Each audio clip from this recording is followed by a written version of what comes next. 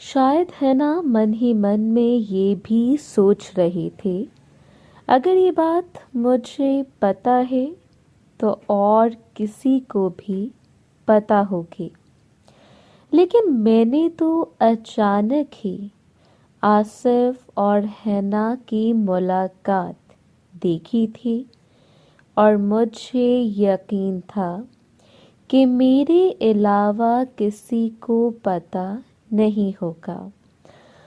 तो हैना बड़बड़ाते हुए बोली, तुम्हें कैसे पता? मैंने कहा, बस देख लो, अब तुम चुप करके मुलाकात करोगे तो क्या मतलब है कि किसी को पता नहीं चलेगा? हैना डरते हुए बोली, तुम्हारे अलावा और किसको पता है? मैंने कहा, अब मुझे क्या पता कि किस किस को पता है। ये बात सुनते ही हैना डर गई। मैंने कहा, वैसे एक बात तो बताओ, आसिफ ने ऐसा तुमसे क्या कहा कि तुम इसके साथ मुलाकात करने के लिए तैयार हो गए? तो हैना ने अपना मुंह नीचे कर लिया और मेरी बात का जवाब नहीं दिया। मैंने कहा, ठीक है, अगर तुम्हें लगता है कि तुम्हें मुझे कुछ नहीं बताना चाहिए तो तुम जा सकते हो। हैना बोली, नहीं, ऐसी बात नहीं है। दरअसल आसिफ ने मुझे और गुलफाम को मुलाकात करते हुए देख लिया था और आसिफ ने मुझे धमकी दी थी कि अगर मैंने इसके साथ मुलाकात नहीं की तो वो मेरे अब्बू को बता देगा। मैंने कहा, तुमने गुलफाम से कितनी दफ़ा मुलाकात की? तो हैना बोली, नदीम, तुम मुझसे वादा करो, देखो मैंने सबसे पहले तुमसे मुलाकात की थी और मुझे यकीन है कि तुम मेरी बात किसी के साथ नहीं करोगे। मैंने हैना का हाथ अपने हाथ में पकड़ लिया और कहा, देखो, तुमने मुझसे मुलाकात की थी, आज तक किसी को पता चला कि तुमने मुझसे मुलाकात की है? तो हैना ने ना में सर हिलाया और बोली, मुझे तुम पर यकीन है। मैंने कहा, बताओ फिर, तुमने गुलफाम से कितनी दफ़ा मुलाकात की है? हैना, जो गुलफाम की मंगेतर थी, बोली, जब से हम हवेली आए हैं मैंने 8-10 दफ़ा गुलफाम से मुलाकात की है। मैंने कहा, कहाँ की थी? तो हैना ने छत की तरफ इशारा किया और बोली, ज़्यादा दफ़ा छत पर की थी और 1-2 दफ़ा नीचे वॉशरूम वाली साइड पर की थी। मैंने कहा, आसिफ तुम्हें कैसे देख सकता है? तो हैना बोली, यही तो समझ नहीं आ रही। मैंने कहा, ये भी तो हो सकता है कि इसने तुम्हें देखा ही ना हो, इसको किसी ने बताया हो कि तुम गुलफाम से मुलाकात करती हो। हैना बोली, नदीम, साफ साफ बोलो, तुम कहना क्या चाहते हो? मैंने कहा, मैं यही कहना चाहता हूँ, हो सकता है गुलफाम ने आसिफ को कहा हो कि हैना मुझसे मुलाकात करती है और गुलफाम को ये बात पता हो کیا صرف تمہیں بلیک میل کر کے تم سے ملاقات کرے گا؟ میری بات سن کر حنا حیران ہو گئی اور بولی، لیکن گلفام ایسا کیوں کرے گا؟ وہ تو مجھ سے بہت پیار کرتا ہے۔ میں نے کہا، دیکھو گلفام تم سے ملاقات کر چکا ہے، اب وہ تمہارے علاوہ کسی اور سے بھی ملاقات کرنا چاہتا ہے اور کسی اور سے ملاقات کرنے کے لیے اسے آصف کی مدد چاہیے، تو اس لیے وہ تمہاری ملاقات اسی سے کروا کر آصف کی مدد کر رہا ہے۔ اب آصف اس کی کسی اور سے ملاقات کروانے کے لیے گلفام کی مدد کرے گا؟ حنا بولی، لیکن گلفام کس سے ملاقات کرنا چاہتا ہے؟ میں نے کہا، یہ تو میں کچھ نہیں کہہ سکتا، لیکن میں تمہیں اپنے تجربے کی بنا پر یہ بات کر رہا ہوں کہ ہو سکتا ہے کہ گلفام نے ہی آصف کو تم سے ملاقات کے لیے کہا ہو۔ حنا بولی، لیکن گلفام ایسا نہیں کر سکتا۔ تم یہ بتاؤ، تم نے مجھے کیسے دیکھا؟ پھر میں نے حنا کو وہ بات بتا دی کہ میں ایک دن رات کو اوپر آیا تو مجھے کچھ آوازیں آئیں، تو میں آرام سے بیٹھ کر درخت والی سائٹ پر جا کر سننے لگا۔ وہ آوازیں آصف اور حنا کی تھیں۔ میں نے کہا، لیکن ایک بات ہے۔ تو حنا بولی، کون سی بات؟ میں نے کہا، اگر آصف تمہیں بلیک میل کر کے ملاقات کر رہا تھا، لیکن تم تو ملاقات سے خوش ہو رہی تھی، میں نے خود تمہاری آوازیں سنی تھی۔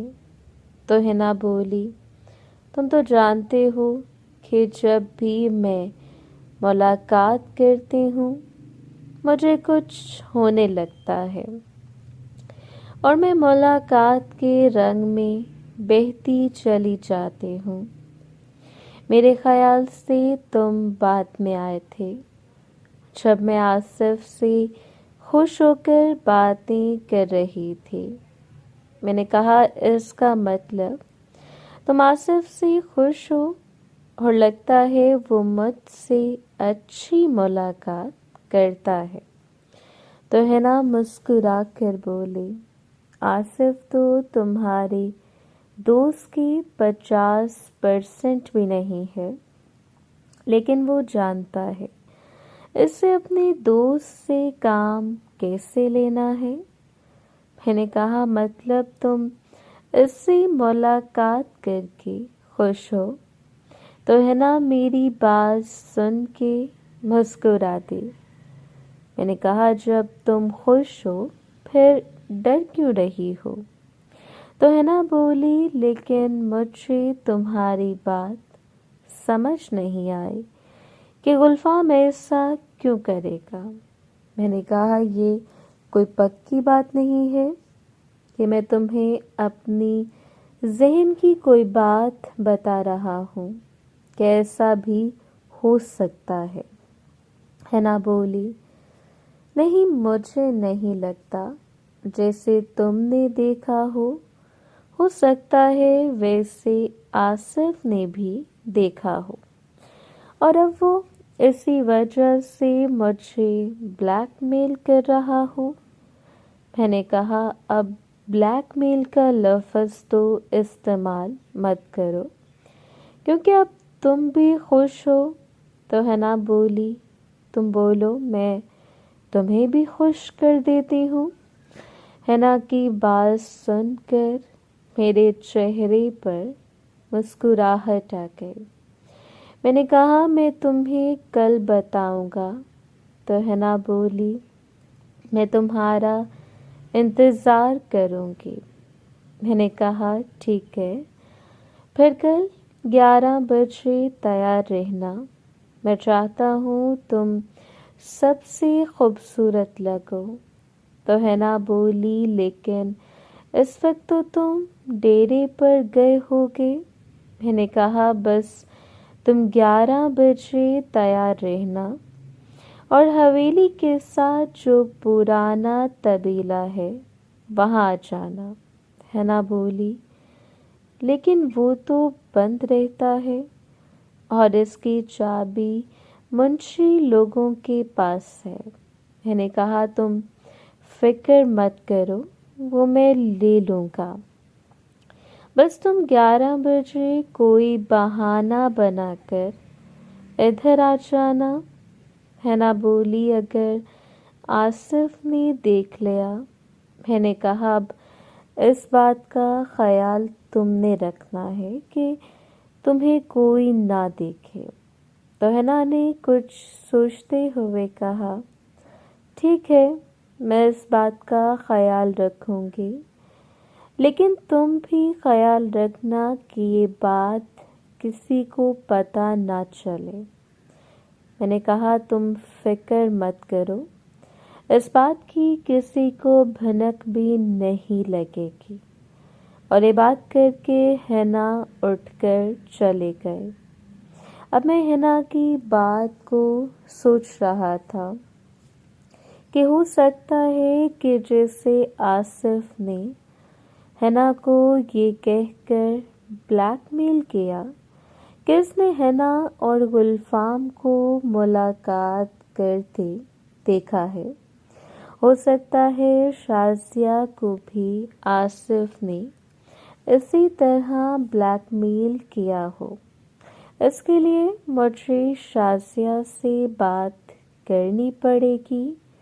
اور یہی سوچتے سوچتے میں اپنے کمرے میں آ گیا اور کچھ دیر بعد مونا بھی کمرے میں آ گئے. سائڈ ٹیبل پر دودھ کا گلاس پڑا تھا جس کے اوپر پلیٹ تھی. مونا جب اندر آئی تو اس کے چہرے پر مسکراہٹ تھی. میں نے مسکراہٹ کی وجہ پوچھی تو وہ بولی جیسے ہی آپ اندر آئے تو لبنہ آنٹی مجھے چھیڑنے لگی، جاؤ تمہارا شوہر اور اس کا دوست اندر انتظار کر رہا ہے. میں نے کہا کہ آنٹی نے تمہیں ایسا کہا تو مونا نے سر نیچے کر کے ہاں میں ہلا دیا. میں مسکرایا اور کہا وہ تجربے کار ہیں، ان کو پتہ ہے کہ تمہارا شوہر اور اس کا دوست اندر انتظار کر رہے ہیں. اور یہ بات کہتے ہی میں نے مونا کا ہاتھ پکڑ کر کھینچ لیا اور وہ میرے اوپر آ گرے. میں بیڈ پر لیٹا ہوا تھا اور میں مونا کو ساتھ لگا کر باتیں کرنے لگا اور مونا بھی میری باتوں کا جواب دینے لگی. کچھ دیر باتیں کرنے کے بعد میں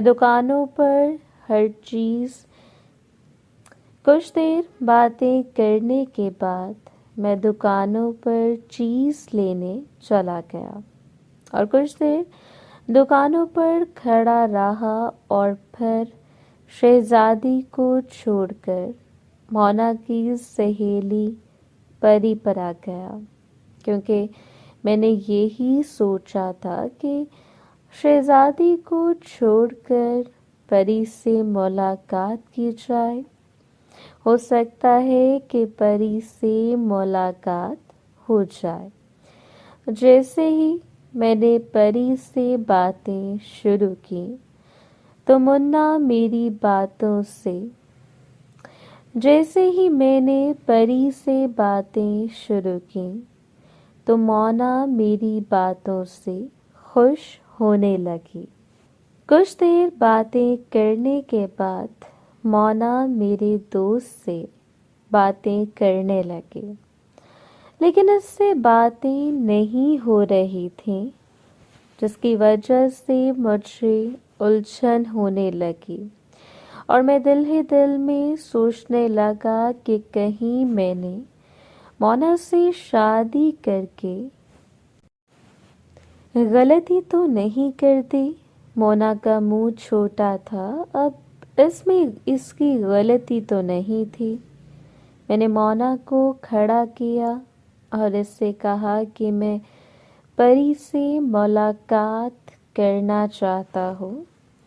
پہلے تو مونا میری بات سن کر گھبرا گئے، لیکن اس نے مجھے ملاقات کرنے سے انکار نہیں کیا اور ایک لوشن کی بوتل اٹھا کر لائی اور بولی، یہ لگا لیں۔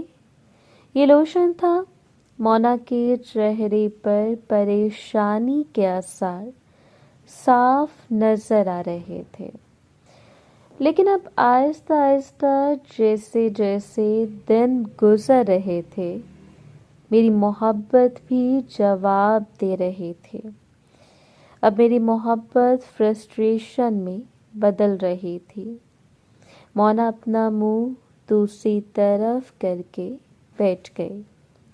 میں نے کہا، کوشش کرنا کہ کوئی آواز نہ نکلے، تو اس نے میری طرف بے چارگی سے دیکھا، جیسے کہنا چاہ رہے ہو کہ آپ ایسا کیوں کر رہے ہیں، لیکن اس میں انکار کرنے کی ہمت نہیں تھی۔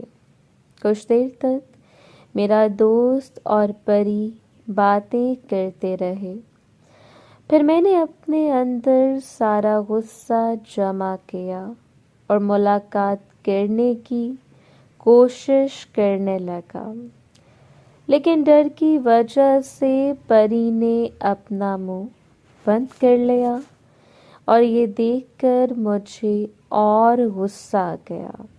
میں نے اپنے ہاتھوں سے پری کو پکڑا اور 10,000 کلومیٹر فی گھنٹے کی رفتار سے ملاقات کرنے کی کوشش کی۔ تو تھوڑی سی ملاقات ہوئی تو مونا نے ایک زوردار چیخ ماری۔ میں جانتا تھا کہ یہ آواز کمرے سے باہر نہیں جائے گی، لیکن کمرے کی کھڑکی سے ویرانے والی سائڈ پر جائے گی، جہاں اس وقت کوئی نہیں تھا۔ اس لیے میں نے ایک اور رسک لیا اور مونا سے ایک بار پھر ملاقات کی۔ تو اس وقت تقریباً 5% ملاقات ہو گئی۔ مونا کی حالت ایسی تھی جیسے کسی جانور کو ذبح کرنے کی بات کی ہوتی ہے، لیکن مجھے کوئی پرواہ نہیں تھی۔ میں 5% ہی ملاقات کر رہا تھا۔ میں نے بہت کوشش کی، لیکن ملاقات اس سے آگے نہیں ہو رہی تھی۔ اب مونا نے بھی رونا شروع کر دیا تھا۔ میں نے اپنے دل پر پتھر رکھا ہوا تھا، لیکن جیسے ہی مونا نے اونچا اونچا رونا شروع کیا تو مجھ سے برداشت نہیں ہوا اور میں پیچھے ہو کر آرام سے بیٹھ گیا۔ مجھے اس وقت مونا پر بہت غصہ آ رہا تھا، لیکن جیسے ہی کچھ سیکنڈ بعد میرا غصہ ٹھنڈا ہوا اور مجھے ہوش آیا تو میں جلدی سے اٹھ کر مونا کے پاس گیا اور اسے سیدھا کر کے اپنے ساتھ لگا لیا۔ وہ روئے جا رہے تھے۔ اچانک میرے ذہن میں ٹیوب آ گئی۔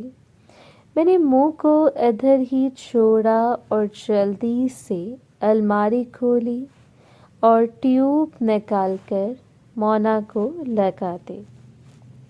میں پری کا چہرہ دیکھ کر پریشان ہو گیا تھا۔ ایسا لگ رہا تھا جیسے پری کے چہرے پر کسی نے بلیڈ سے کٹ لگا دیا ہو۔ میں نے پری کے چہرے پر ٹیوب لگا دی۔ میں جانتا تھا کہ کچھ ہی سیکنڈ میں مونا کو فرق پڑے گا، اور وہی ہوا۔ ابھی 1-2 منٹ ہی گزرے تھے کہ مونا جو الٹی لیٹی ہوئی تھی سیدھی ہو کر بیٹھ گئی۔ میں نے کہا، مونا مجھے معاف کر دو، پتہ نہیں مجھے کیا ہوا تھا، میں اپنے آپ کو روک نہیں پایا۔ مونا میری بات کا کوئی جواب نہیں دے رہی تھی۔ میں مسلسل اس سے باتیں کر رہا تھا۔ شاید وہ مجھ سے ناراض تھی، لیکن اس میں میرا بھی کیا قصور تھا؟ میں نے دودھ کا گلاس اٹھایا اور مونا کو کہا کہ اسے پی لو۔ پہلے تو اس نے انکار کیا، لیکن میں نے زبردستی اس کو پلا دیا، کیونکہ میں چاہتا تھا کہ اب وہ آرام سے سو جائے۔ دودھ پینے کے بعد میں نے ایک بار پھر اس کو اپنے ساتھ لگا لیا اور اس کے بالوں میں ہاتھ پھیرنے لگا۔ اب میں مونا سے کوئی بات نہیں کر رہا تھا۔ کچھ دیر کے بعد میں نے کہا، تم جانتی ہو نا میں تم سے کتنا پیار کرتا ہوں، لیکن یہ بھی اتنا ہی ضروری ہے جتنا ہمارا پیار۔ میں باتیں کر رہا تھا اور مونا میرے ساتھ لگی ہوئی تھی۔ جیسے ہی میں نے مونا کو دیکھا تو اس کی آنکھیں بند تھیں۔ شاید اس نے میری کوئی بھی بات نہیں سنی تھی۔ اب مجھے خود پر بھی افسوس ہو رہا تھا